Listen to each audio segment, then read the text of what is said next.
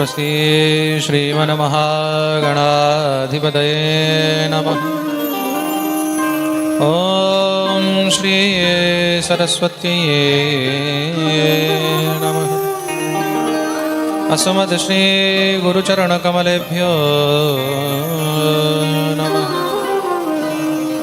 वन्दे अहं श्रीगुरो श्रीयुतपदकमलं श्रीगुरोन् वैष्णवांश्च श्रीरूपं साग्रजातं सहगण रघुनाथान्वितं तं सजीवं साद्वैतं सावधूतं परिजनसहितं श्रीकृष्णचैतन्यचन्द्रदेवं श्रीराधाकृष्णपादान् सहगणललिता श्रीविशाखान्वितांश्च ध्येयं सदा परिभवग्नमभीष्टदोहं तीर्थास्पदं शिवविरिञ्चिनुतं शरण्यं मृत्यारितिहं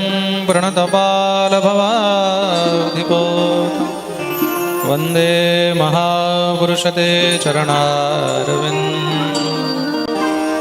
नारायणं नमस्कृत्य नरं चैव नरोत्तमं देवीं सरस्वती व्यासं ततो जयमुदीरये। शुकरूपप्रबोधज्ञो सर्वशास्त्रविशारद एतत् कथा प्रकाशेन मदज्ञानं विनाशय। अतुलितबलधामं स्वर्णशैलाभदेहं धनुजवनकृशानं ज्ञानिनामग्रगण्यं सकलगुणनिधानं वानराणामधीशं रघुपतिप्रियभक्तं वातजातं नमामि। गुरुवे गौरचन्द्राय राधिकाय तदालये कृष्णाय कृष्णभक्ताय तद्भक्ताय ते नमः। श्रीकृष्णचैतन्यप्रभुनित्यानन्द श्री अद्वैत गदाधर श्रीवासादि गौरभक्तवृन्द। हरे कृष्ण कृष्ण कृष्ण हरे हरे, हरे राम राम राम हरे हरे। जय जय श्री राधारमण, जय जय नवल किशोर, जय गोपी चितचोर प्रभु, जय जय माखन चोर। बोलिए भक्तवत्सल भगवान की जय। जय श्री निताय गौर हरि।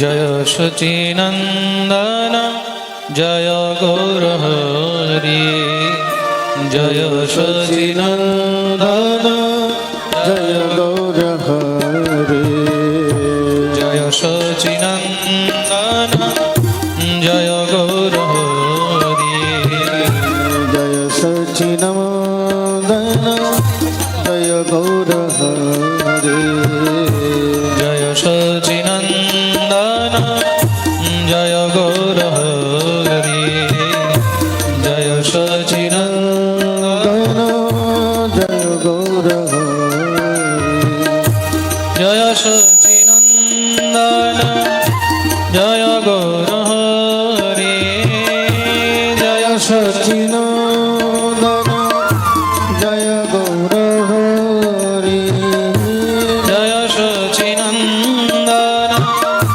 जय गौर हरि, जय शचीनंदन। সবাই হাত উপরে করে তালি সেবা করে গাইবে। বিষ্ণু প্রিয়ার প্রাণধন নদিয়া বিহারী, বিষ্ণু প্রিয়ার প্রাণধন নদিয়া বিহারী।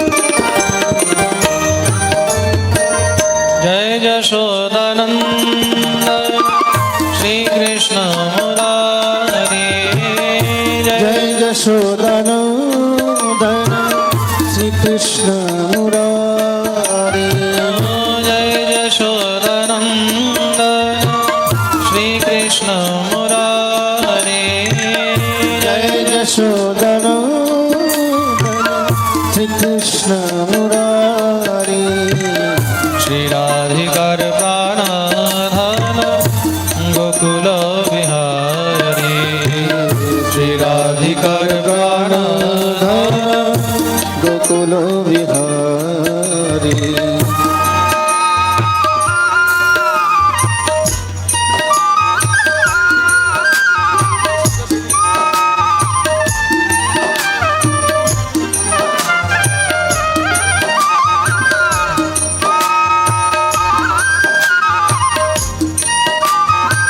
হরি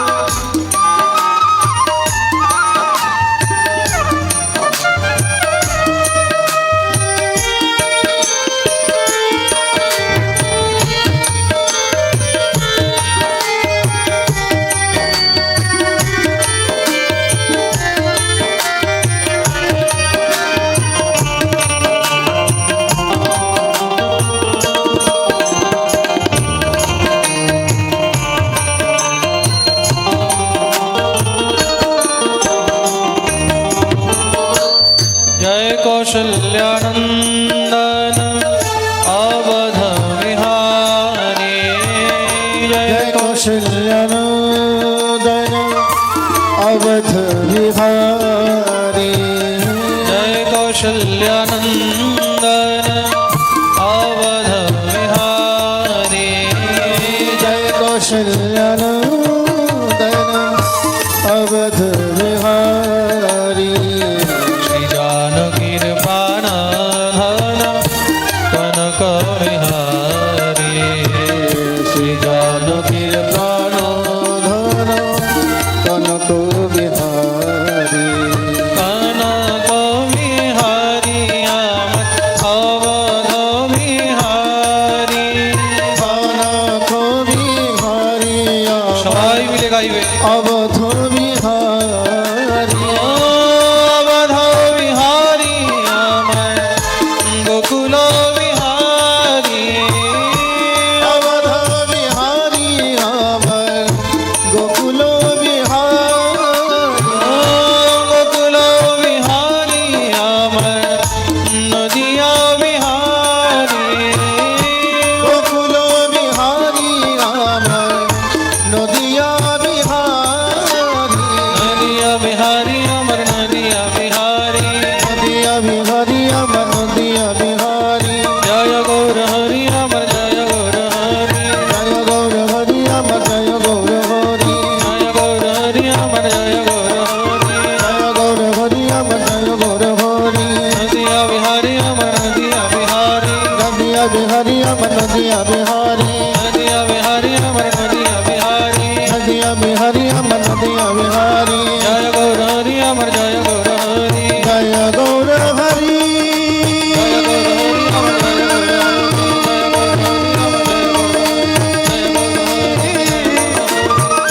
जय गौर हरि जय गौर हरि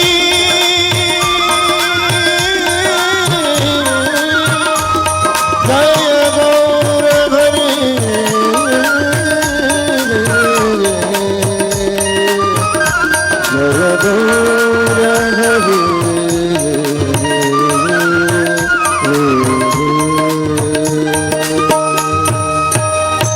बोलिए भक्तवत्सल भगवान की जय श्री वृंदावन बिहारी लाल की जय जय श्री निताई गौर हरि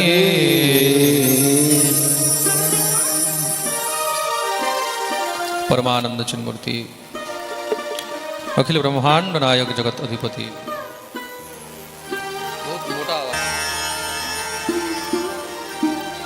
त्रिलोकेश्वर नंदन नंदन ब्रजेंद्र नंदन भगवान श्री राधा श्याम सुंदरेर असीम कृपा असीम अनुकंपाय श्री राधा माधवेर असीम कृपा असीम अनुकंपाय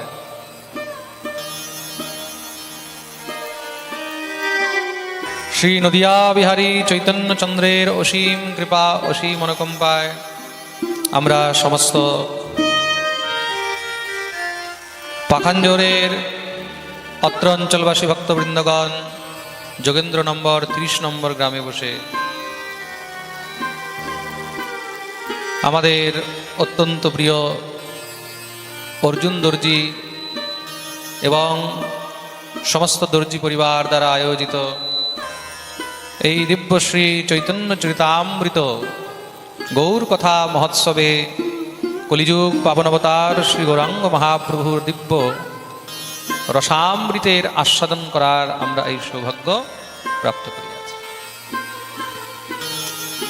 ভগবানের অহেতুকী কৃপার ফলস্বরূপ পরম পূজ্য শ্রীধাম বৃন্দাবন নিবাসী পরম গৌসেবী সাধুসেবী আমাদের পরম বন্দনীয় মহন্ত শ্রী রমণ বিহারী দাসজি মহারাজ, ওনার শ্রীচরণে আমি কোটি কোটি দণ্ডবোধ জানাই।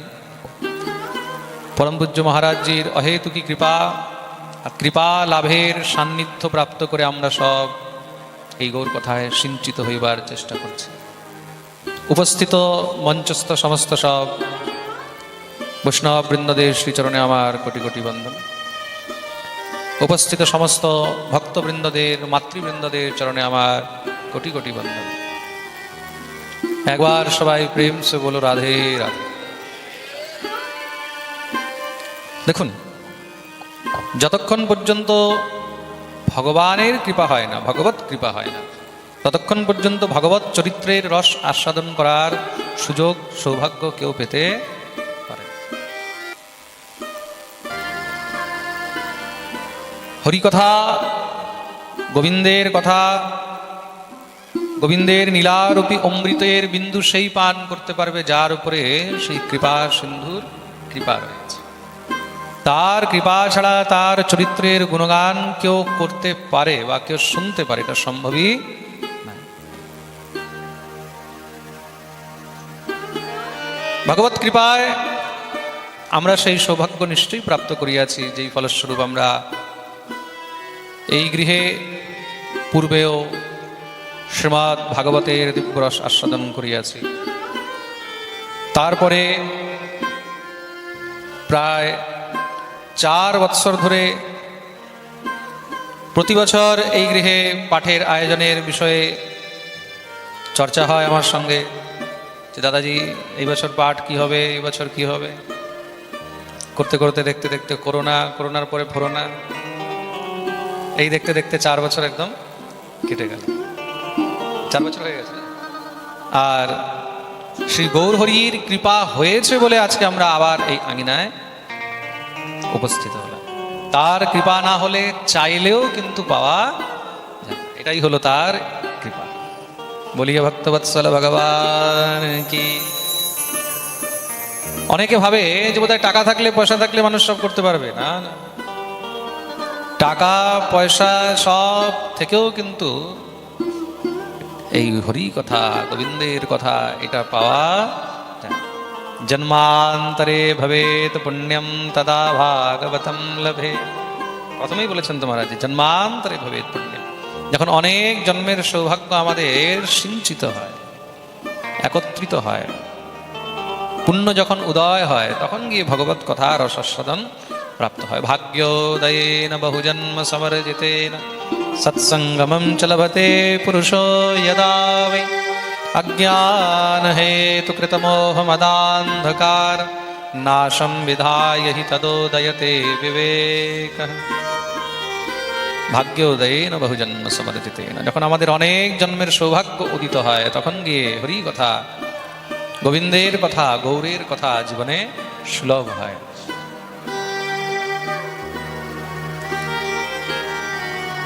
সুলভম ভগবান নাম জিহ্বাচর সবরতি। ভগবান আমাদেরকে এত সুন্দর জিহ্বা দিয়েছে, কিসের জন্য? হরিকথার গুণগান গাওয়ার জন্য। এত সুন্দর কান দিয়েছে, কিসের জন্য? একমাত্র তার কথার রস পান করার জন্য। এই কান দিয়ে যদি তার কথাই না শোনা হলো, এই জিহ্বা দিয়ে যদি তার গুণগানই না করা হলো, এই দৃষ্টি দিয়ে যদি তার দর্শনই না হলো, তাহলে সবকিছুই বৃথা। আর এই সুলভ, এই লাভ কখন হয়? যখন জীবনে তার কৃপা। তা আপনাদের উপরে নিশ্চয়ই কৃপা হয়েছে গৌর হরির, তার জন্যই এবার গোকুল বিহারী নয়, নদিয়া বিহারী এখানে এসেছে। বলিয়ে নদিয়া বিহারী ভগবান কি। দেখুন, গৌরের কথা, চৈতন্যের কথা শ্রবণ করার আগে আমাদেরকে এটা জানতে হবে যে চৈতন্য চরিতামৃত কি, বা গৌর কথা শ্রবণ করলে কি হয়, ভাগবত শ্রবণ করলে কি হয় আমরা সব জানি। পাপী, পাষণ্ডী, দুরাচারী, কামী, ক্রোধী, লোভী, অপমৃত্যুতে যে মারা যায়, ভূত প্রেত পিশাচ তাদের উদ্ধার হয়ে যায়। কিন্তু গৌর কথা শ্রবণ করলে কি হয়, খুব মন দিয়ে শুনবে।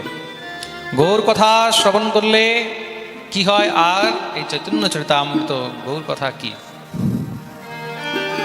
সর্বপ্রথম গৌরকে, তো গৌর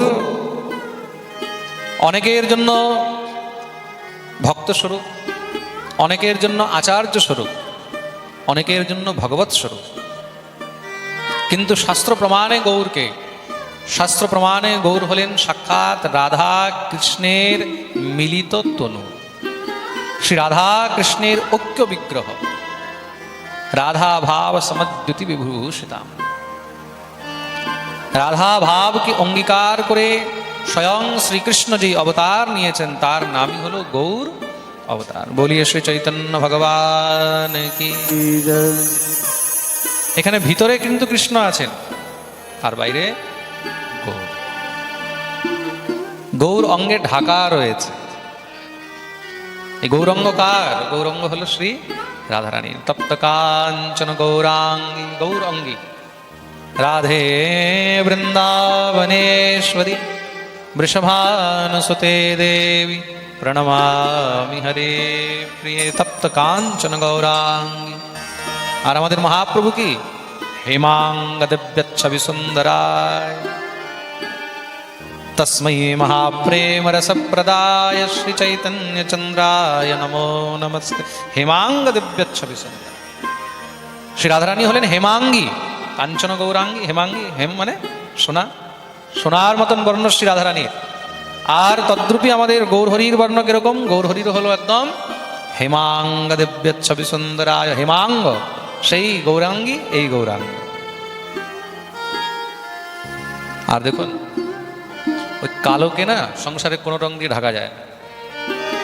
কালোর উপরে আর কোনো রং ভালো লাগে না। কালোর উপরে শুধু একটাই রং ভালো লাগে, কি? গৌরং। তাই কালোর উপরে সাদা যদি হয় তাহলে সেটা একদম ফুটে উঠে। তা আমাদের গোবিন্দ হলেন, আমাদের কৃষ্ণ হলেন সেই কালো মেঘ। আর সেই কালো মেঘের উপরে যদি সাদা আবরণ দিয়ে ঢাকা হয়েছে সেটা হলো শ্রী রাধা ভাব। আর সেটাই হলেন শ্রী গৌর হরি। প্রেম সে বলো রাধে রাধে। আর গৌর কথা শ্রবণ করলে কি হয়? যেই ঠাকুর এই জগতের মধ্যে শুধু প্রেম বিতরণ করতে এসেছেন, এই গৌর অবতারে মহাপ্রভু কি বিতরণ করেছেন? শুধু প্রেম। এখানে কিন্তু কোনো অস্ত্র শস্ত্র ধারণ করেনি। ভগবান অবতার ধারণ করেন কিসের জন্য? পরিত্রাণায় সাধূনাম বিনাশায় চ দুষ্কৃতাম ধর্ম সংস্থাপনার্থায় সম্ভবামি যুগে যুগে।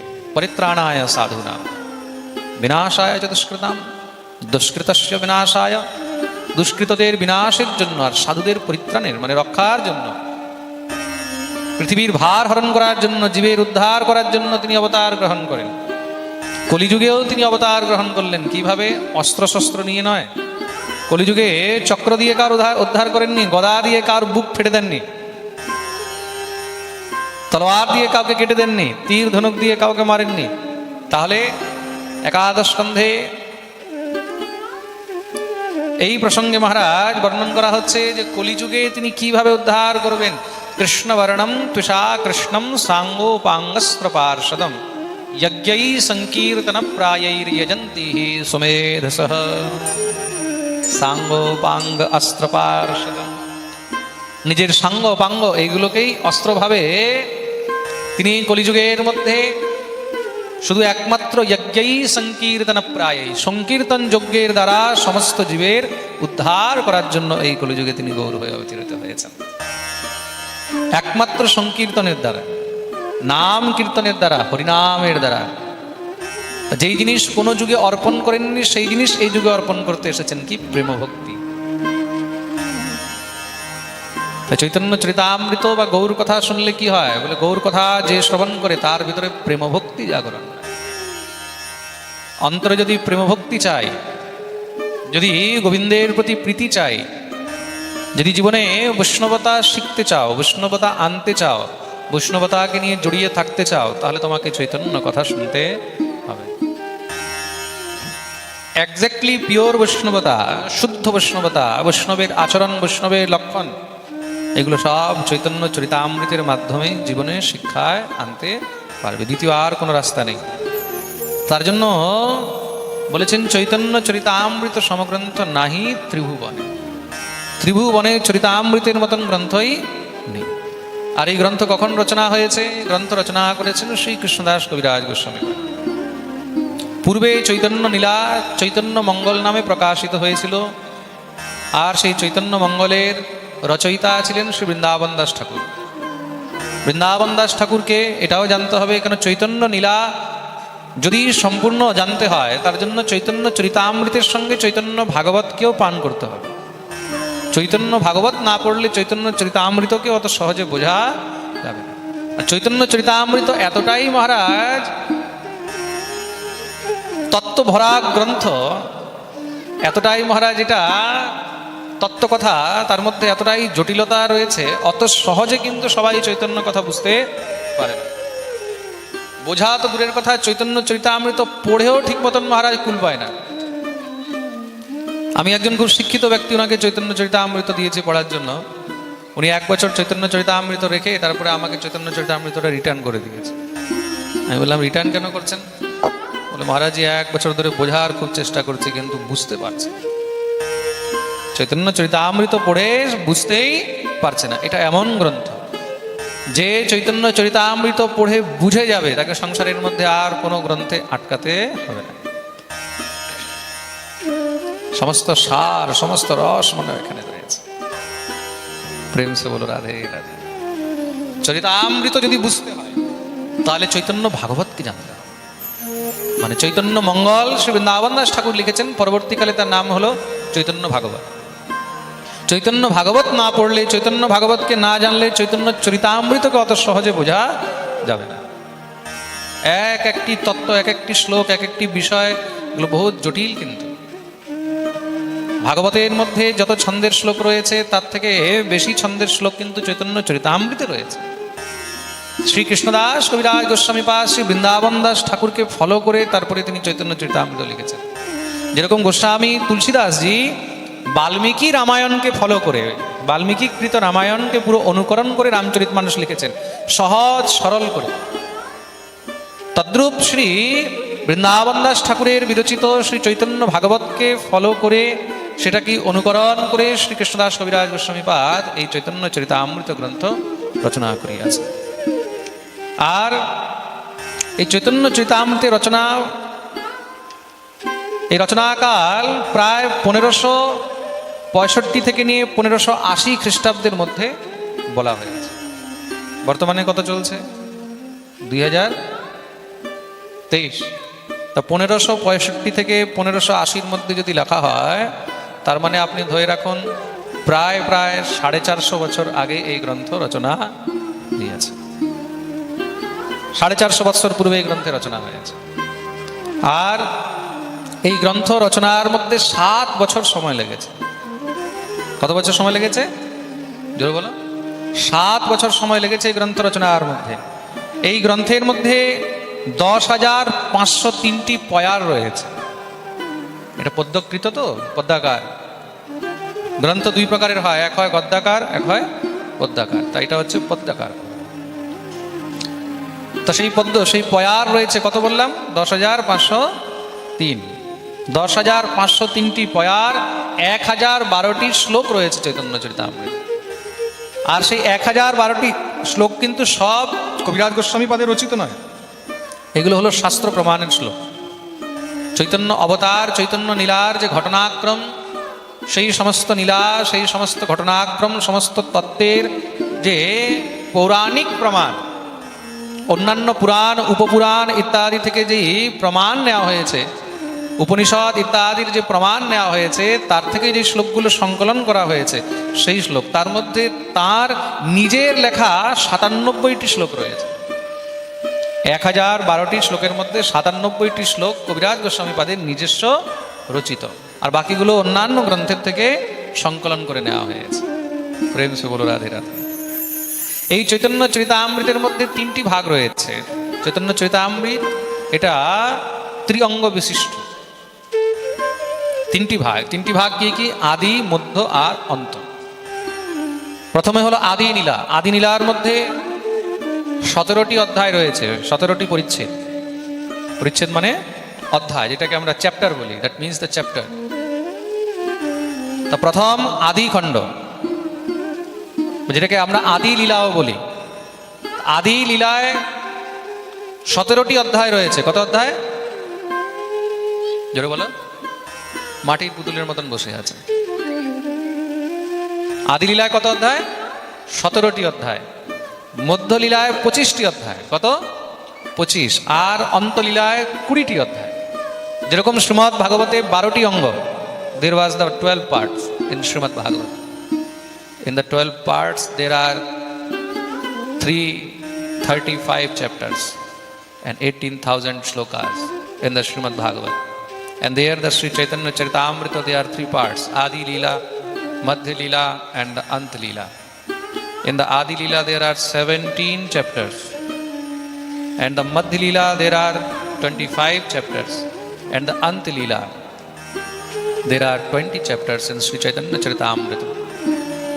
10,503 payars, that means the shlokas, Bangla shlokas, not English.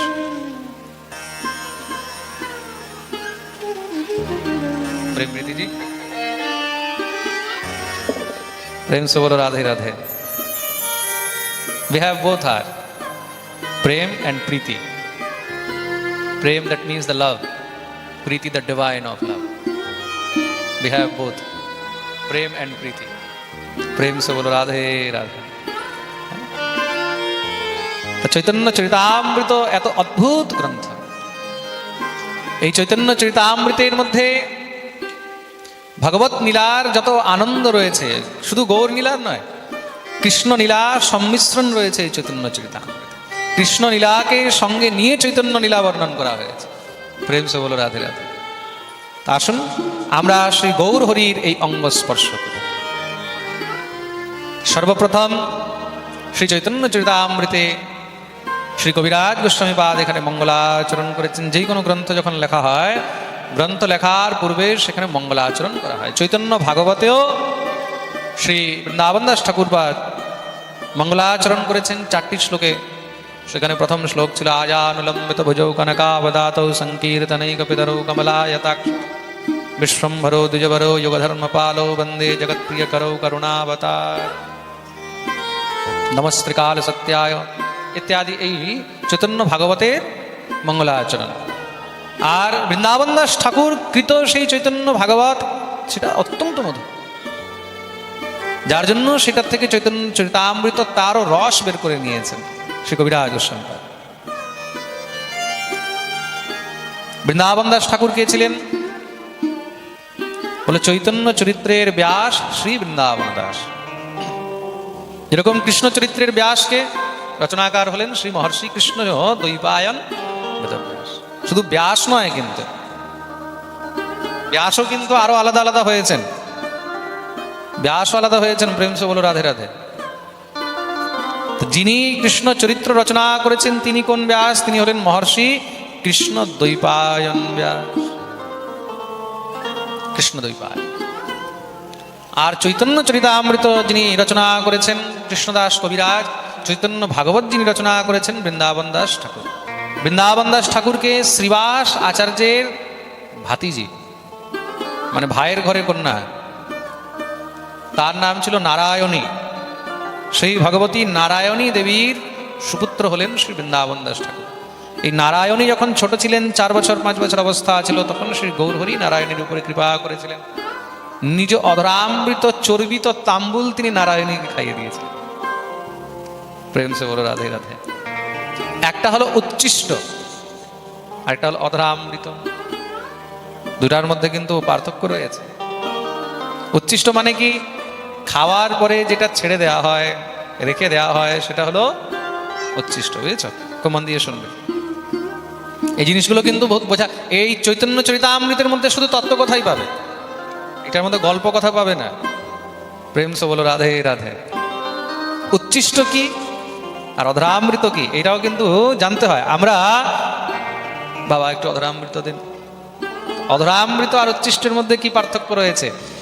আমরা প্রসাদ পাচ্ছি, প্রসাদ পেয়ে যেটা পাত্রে ছেড়ে দেওয়া হলো, থালের মধ্যে ছেড়ে দেওয়া হলো, পাত্রে ছেড়ে দেওয়া হলো, সেটা হলো উচ্ছিষ্ট। আর অধরামৃত কি? অধরের মধ্যে যেটা চর্বিত হচ্ছে, চাবানো হচ্ছে, মানে মুখে নেওয়া হয়েছে, আর সেই অধর থেকে যেটা বেরিয়ে চলে আসছে, খেতে খেতে মহারাজ মুখ থেকে যেটা দেওয়া হলো, সেটা হলো অধরামৃত। বলিয়ে ভক্তবৎসল ভগবান কি।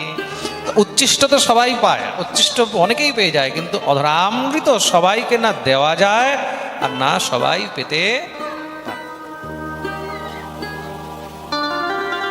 এই সব জিনিস কোনো কোনো রসিকজনই ভালো করে বুঝতে পারবে, রসিক ছাড়া এসব বিষয় কেউ বুঝতে পারবে। খেতে খেতে মুখ থেকে বের করে দিই, এটা হলো অধরামৃত। আর গোপীগণ গোবিন্দের উচ্ছিষ্টের আকাঙ্ক্ষী নন। গোপীগণ গোবিন্দের উচ্ছিষ্ট চায়নি, তাহলে কি চেয়েছে? অধরামৃত চেয়েছে। বেণু গীতে বলছেন না, বরহা পীড়ম মটবর বপো কর্ণয় কর্ণিকার বিভ্রদবাসহ কনক কপিশম বৈজয়ন্তী চমালা রন্ধ্রান বেণোরধর সুধয়া পূরয়न् গোপবৃন্দৈ বৃন্দারণ্যম स्वपदरमणं प्राविशद गीतकीर्ति। রন্ধ্রান বেণোর আধর সুধয়া। আহা, কি প্রয়োজন ছিল এই কথাটা বলে দেওয়ার। ধন্য সেই বংশী, ধন্য সেই বেণু, যেই বেণু নিত্য গোবিন্দের অধরামৃত পান। অধরের সুধা, সুধা মানে অমৃত। ধন্য সেই বেণু যে গোবিন্দের অধরামৃত নিত্য পান করছে। কেন? বাঁশি বাজালে মুখ থেকে একটু রস, অধরের রস মানে অমৃত বাঁশির মধ্যে পড়ে তো। আহা হা সখী, আমরা কি সেই অধরামৃত কখনো পাবো? বক্ত্রম ব্রজেষু সুতዮ রণু বেণু জুষ্টম येर्वा নিপীত মনুরক্ত কটাক্ষ মোক্ষম।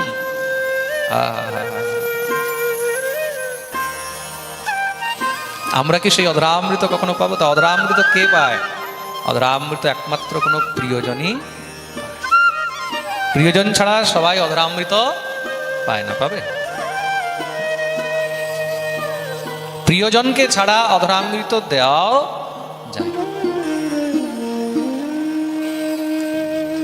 তার জন্য অনেক পার্থক্য রয়েছে উচ্ছিষ্টের মধ্যে আর অধরামৃতের মধ্যে। গোপীগণ হলেন গোবিন্দের অধরামৃতের আকাঙ্ক্ষী। প্রেম সে বলো রাধে রাধে। তাই এখানে গৌর নীলা কি? এই গৌর নীলা হলো অমৃত।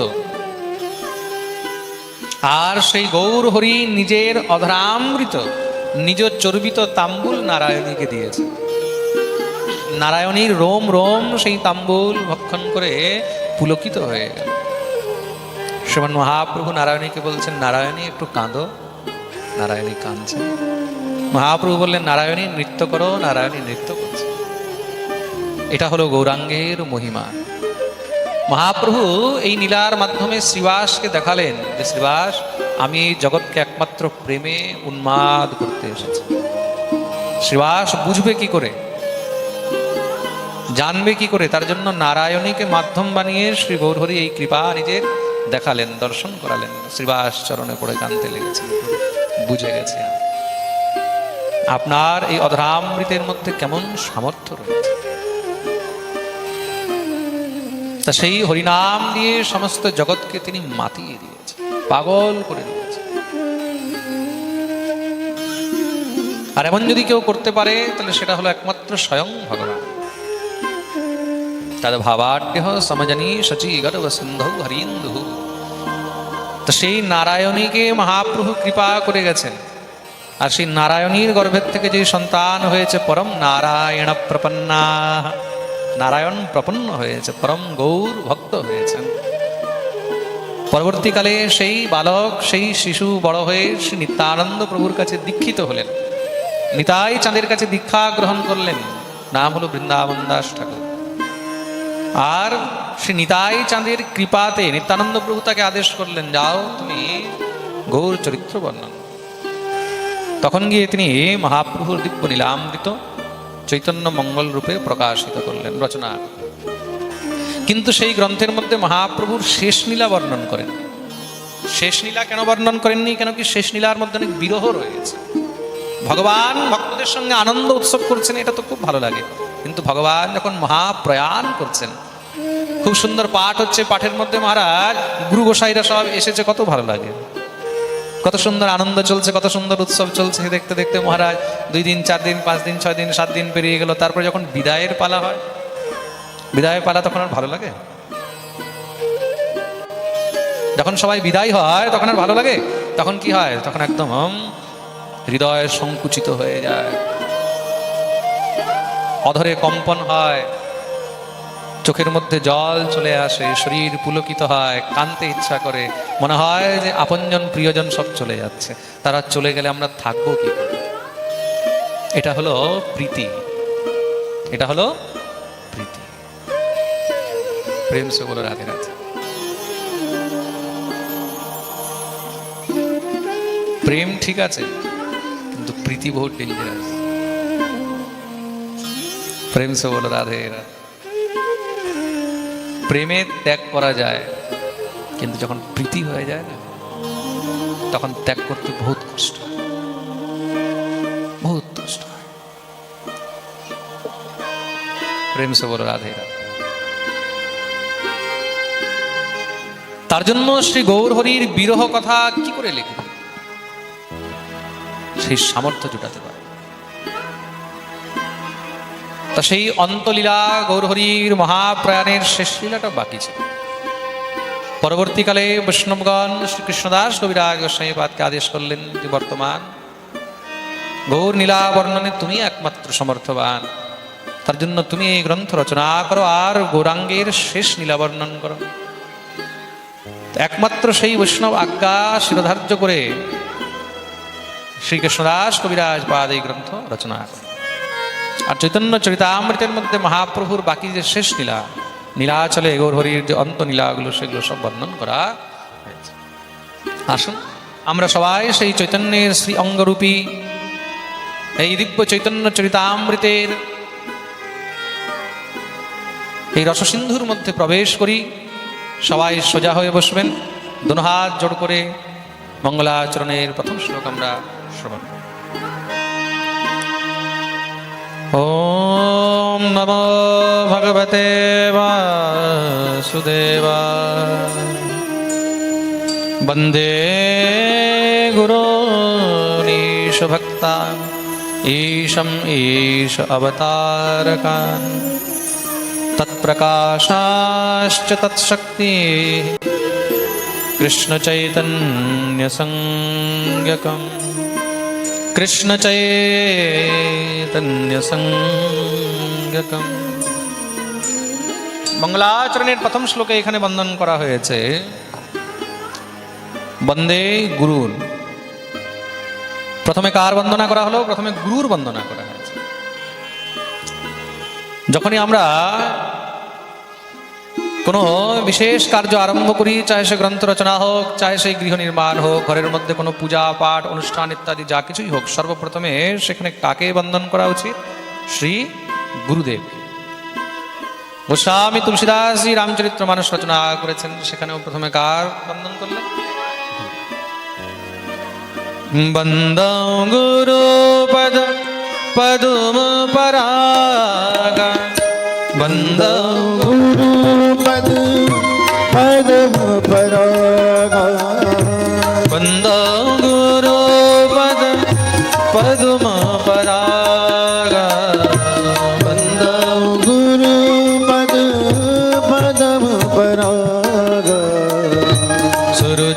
सुवास सरस अनुराग सुरुचि सुवास सरस अनुराग सुरुचि सुवास सरस अनुराग सुरुचि सुवास सरस अनुराग सुरुचि सुवास सरस अनुराग सुरुचि सुवास सरस अनुराग बंदो गुरु पद पदम पराग सुरुचि सुवास सरस अनुराग अमीय मूरिमय चूरन चार समन सकल भवरुज परिवार। সর্বপ্রথম গুরুদেবের চরণের বন্দনা করা হয়েছে। শ্রী গুরুপদ নখমণিগণ জ্যোতি। যখনই যেই কোনো কাজে নামবে আগে গুরুদেবকে বন্দনা, আগে কাকে? শ্রী গুরুদেবকে, গুরু পুজো। কেন? গুরুই হলেন আমাদের পথদর্শক, গুরুই হলেন আমাদের গোবিন্দ। তার জন্য গুরুকে মনুষ্য জ্ঞান না করিবে কখনো, গুরুকে কখনো মনুষ্য জ্ঞান করতে নেই। প্রেম সে বলো রাধে রাধে। যেরকম গোবিন্দ আমাদের সঙ্গে হাস বিলাস সবকিছু করতে পারেন, তদ্রূপ গুরুও আমাদের সঙ্গে হাস বিলাস সবকিছু করতে পারেন। আমরা অনেক সময় কি ভাবি, গুরুদেব মানে গুরুদেব একদম এমনি করে থাকবে, গুরুদেব যেন মাটির পুতুল হয়ে থাকে। মাটির পুতুল গুরুদেব ভালো? তাহলে যদি মাটির পুতুল ভাবো গুরুদেবকে, তাহলে গুরুদেবের কাছে কোনো প্রশ্নই করতে পারবে না। তার জন্য গুরুদেব কেমন হবেন? গুরুদেব তিনি আমাদের সঙ্গে একদম সহজ সরল সচল হবেন, একদম স্বচ্ছন্দ। যেইভাবে গোবিন্দ লীলা বিলাস করেন, তদ্রূপ শ্রী গুরুও শিষ্যের সঙ্গে কৃপা বিলাস করিয়া থাকেন। শিষ্যের সঙ্গে হাস পরিহাস, আনন্দ আমোদ প্রমোদ বিনোদ ইত্যাদি এইগুলো শ্রী গুরুদেব কৃপাপূর্বক শিষ্যের সঙ্গেও করিয়া থাকেন। আর যখন গুরুদেবের এই প্রকার কৃপা লাভ প্রাপ্ত হয়, তখন বুঝতে হবে যে গুরুদেব আমার উপর অত্যন্ত অনুগ্রহ করে গেছেন। আর গুরুদেব যদি দেখছো যে শিষ্যের সঙ্গে বেশি কথা বলছে না, তার মানে গুরুদেব চাইছে বেটা এখান থেকে ফুট। প্রেম সে বলো রাধে রাধে। গুরুদেব তার উপরেই কৃপা বিলাস করবেন, গুরুদেব তার সঙ্গেই হাস পরিহাস করবেন যাকে খুব প্রীতি করেন, যাকে ভালোবাসেন। তা জীবনে যদি গুরু কৃপা লাভ প্রাপ্ত করতে হয়, তাহলে গুরুদেবের একদম নিকটতা পেতে হবে। প্রেম সে বলো রাধে। তো গুরু কৃপা ছাড়া এই সংসারের মধ্যে কিন্তু কোনো গতি নেই। ভগবান এসেছেন, ভগবানকেও গুরু করতে হয়েছে। গুরু কত প্রকার? আমরা দুই প্রকারের গুরু জানি, দীক্ষা গুরু আর শিক্ষা গুরু। কিন্তু চৈতন্য চরিতামৃতে গুরু তিন প্রকারের বলা হয়েছে। কি কি? দীক্ষা গুরু, শিক্ষা গুরু আর চৈত্য গুরু। খুব মন দিয়ে শুনবে কিন্তু। চৈতন্য চরিতামৃতে গুরু তিন প্রকারের বলা হয়েছে, দীক্ষা গুরু, শিক্ষা গুরু আর চৈত্য গুরু। তো দীক্ষা গুরু কাকে বলে এটাও তো আমাদেরকে জানতে হবে। যার কাছ থেকে আমরা ব্রহ্ম সম্বন্ধ প্রাপ্ত করিয়াছি, মানে মন্ত্র তিনি আমাদেরকে কর্ণে প্রদান করেছেন, তিনি হলেন আমাদের দীক্ষা গুরু। তিনি কে? জোরে বলো। দীক্ষা গুরু। যিনি আমাদেরকে মাইকে মন্ত্র দিয়েছে উনি দীক্ষা গুরু নয় কিন্তু। খুব মন দিয়ে শুনবে। আজকাল মাইকে মন্ত্র দেওয়া হয় তো, 100 জন 200 জন 500 জন 1000 জন শিষ্য বসে আছে, মাইকে মন্ত্র দেওয়া হচ্ছে। মাইকে মন্ত্র দিলে দীক্ষা হয় না। মাইকে মন্ত্র দিলে যদি শিষ্য হয়ে যেত, যদি দীক্ষা দেওয়া হতো, তাহলে দিনের মধ্যে মসজিদ থেকে 5 বার নামাজ পড়া হয়, তাহলে তো সব মুসলমান হয়ে যেত। কি মহারাজ? মাইকেই যদি দীক্ষা দেওয়া হতো তাহলে তো সব মুসলমান হয়ে যেত। প্রেম সে বলো রাধে রাধে। তার জন্য এই যে মাইকে দীক্ষার সিস্টেম, বুঝে যাবে এগুলো সব ফর্জি, সব ডুপ্লিকেট। প্রেম সে বলো রাধে রাধে। এগুলো সব বড় বড় বিজনেসম্যান। কেন? They have no time for the শিষ্য। শিষ্যকে মন্ত্র দেওয়ারও তাদের কাছে সময় নেই। তা যার কাছে শিষ্যের কানে মন্ত্র দেওয়ার সময় নেই, প্রথম তো তাকে শিষ্য করাই উচিত নয়। আর যেই মূর্খ শিষ্যরা এমন গুরুর কাছে যায়, সেই শিষ্যদেরও জীবন বৃথা। প্রেম সে বলো রাধে রাধে। যতক্ষণ পর্যন্ত গুরুদেব বস্ত্র আচ্ছাদন করে একান্তভাবে শিষ্যের কর্ণে মন্ত্র প্রদান করবেন না, ততক্ষণ পর্যন্ত দীক্ষা হয় না। এটা হলো নিয়ম। This is the connection. এত সুন্দর তুমি বাল্ব লাগিয়েছো, লাইটিং করেছো, সব কিছু করেছো, কিন্তু যদি তুমি কারেন্টের কানেকশন না দাও, কানেকশন না দিলে তাহলে জ্বলবে? হ্যাঁ, কারেন্টের কানেকশন দিতেই হবে। কেন? এই কানেকশন ছাড়া কখনো তোমার প্রকাশ প্রজ্বলিত হবে না। This not wifi. ওয়াইফাই সিস্টেমে কিন্তু কারেন্টের কানেকশন হয় না। প্রেম সে হলো রাধে রাধে।